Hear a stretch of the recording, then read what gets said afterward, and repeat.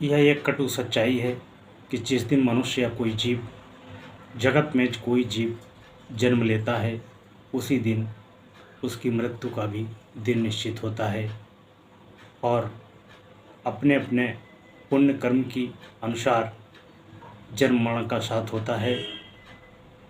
बिछड़ने का दुख यहाँ सभी नर नारियों को होता है।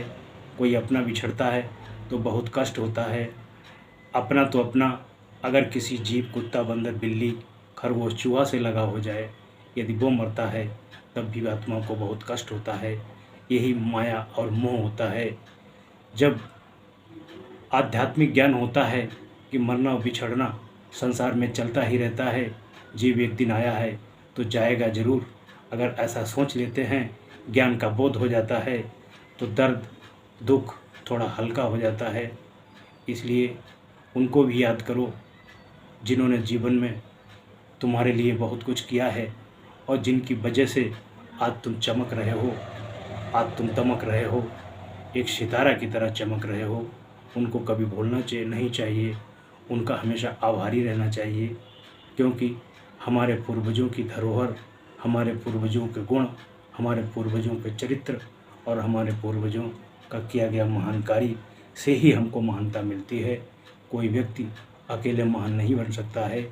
यह सब उनके पुण्य और प्रारब्ध से ही होता है।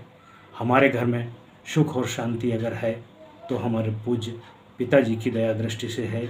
उनके ऐसे संस्कार थे, ऐसे कार्य थे, ऐसा ज्ञान था, ऐसी शिक्षा थी जो हम सब लोगों के जीवन में छोड़ के गए हैं और हम सभी लोग उनके बताए गए मार्ग पर चले और अपने जीवन को धन्य बनाया। मैं पूज्य पिताजी के श्री चरणों में श्रद्धा सुमन अर्पित करता हूँ और उन्हें बार बार प्रणाम कोटि बंदन करता हूँ, क्योंकि उन्होंने हमारे जीवन में बहुत बड़ा योगदान दिया, जिससे हम लोग आज यहाँ तक पहुँचे हैं। तो उसका कर्ज और उसका जिम्मेदार अगर कोई है तो वो हमारे परम पूज्य पिताजी हैं और कोई नहीं है। मैं ऐसी महान आत्मा को पुनः प्रणाम करता हूँ, धन्यवाद देता हूँ कि आप